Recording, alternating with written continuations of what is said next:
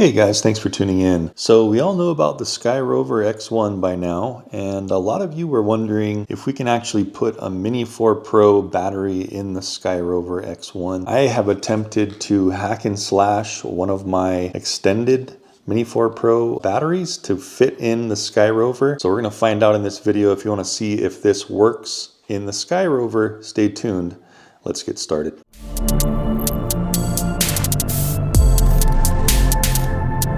Okay guys, so first of all, if we look at the batteries, they're overall the same. The only difference obviously is this is a much higher capacity in the extended range batteries. You cannot get any extended range batteries as far as I know so far for the Skyrover. So since it has a limited flight time and limited range, I thought it'd be really cool to try to modify one of these batteries. And here's what I did. So this is a stock Mini 4 Pro extended battery. And here are the problems with the fit. Although it's the overall same dimensions, it has differences in the notches, right? So on the Skyrover, we have this wide notch here. On the Mini 4 Pro, we have these kind of weird notches here that are different, kind of raised plate on the back of the Mini 4 Pro battery.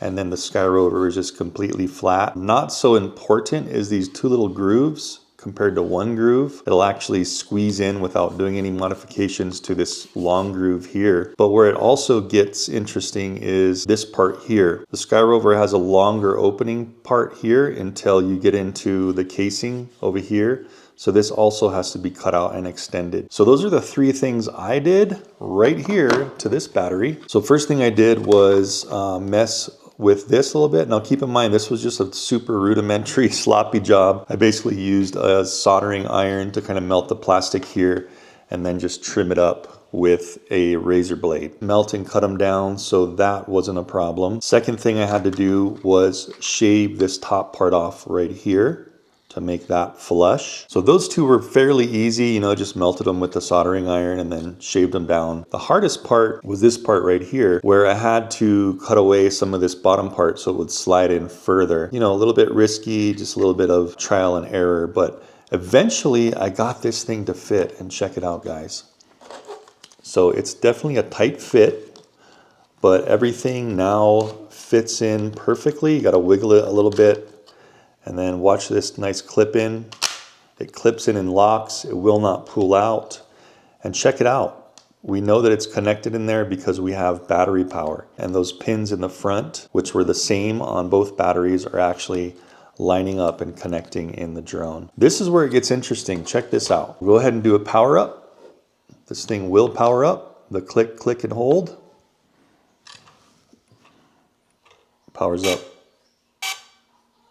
Just like it would with the Skyrover battery. Connects to the controller, no problem. And then we'll go ahead and plug in there with the controller and the phone. Boom, so check it out.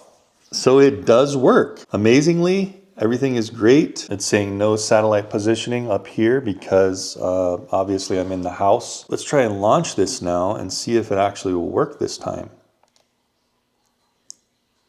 There we go. See, that came up as soon as I tried to arm it. Non-Skyrover battery right there. That's the conundrum, guys. You can get it to recognize a battery, but there is some firmware in the battery, just like DJI does, to prevent you from using other batteries or mods. We can go into our phone here and our options here, and we can go down to battery info and check it out. It's reading the voltages, it's reading temperature, it's reading the serial number, and it's reading the battery cycle. This is one of the older Mini 4 Pro batteries I've had, and I've only had 3 cycles on it. You can even record on it. Let's just hit record real quick. There we go. So recording a little bit of video. You can do everything you would with the other battery except take off, it looks like. We'll stop recording here. It's just using my phone as storage. We'll go back into our home here. We'll check out that video we just recorded. There it is there. Okay.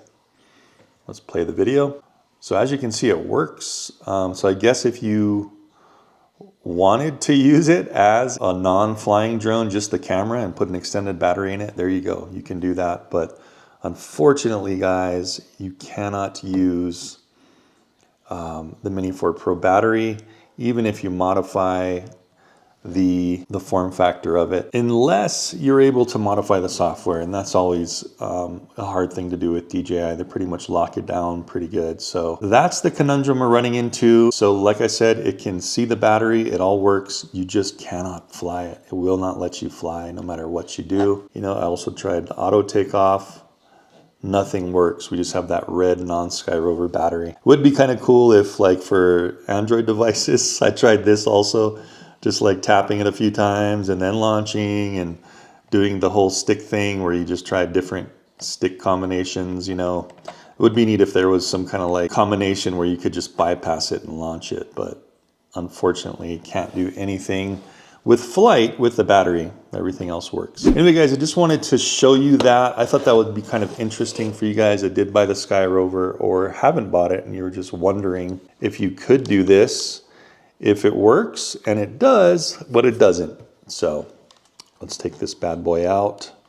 Would have been so nice if I could just fly it, because that thing just sits in there super tight. Remember, these things are like 3850 milliamp hour compared to the Skyrover, which was only 2650. So that is a huge amount of more battery power. And the Skyrover batteries, from my experience and what other people have been experiencing, is they might even be kind of fudging these numbers. It doesn't even seem like they're actually the capacity of the 2560 milliamp hour, as far as what some other people have tested. Anyway, wish it worked. It doesn't work unless we can get some way to get around the software. So I really hope that Skyrover eventually releases some higher capacity batteries, because these things are just super light. And whenever you have a lighter drone, even though you have you know, that lightness, it's not that great in wind.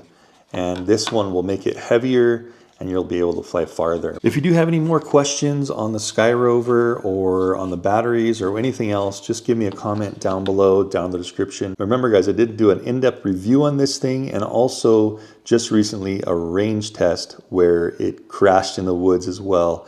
And you can see all that durability. So far, so good. This thing has zero problems since the crash. It flies just like normal. Anyway, guys, I hope that was informative to you. Happy flying, and I'll see you in the next one. Thanks for watching. Actually, guys, let's just try it real quick. See if I can put that modified battery back in and use it. Here's the Mini 4 Pro here with an original non-modified battery. And let's see if we can put this hacked up battery in here and still use it. Okay, pushing in. Yes. Wow, okay. Still can use it because these side clips are still engaging. Even though we have a little bit extra airflow here on the bottom, the sides, and on the top here, looks like I can still use it. Maybe not as aerodynamic because of this big old gaping hole here, but yeah, looks like it's still working fine.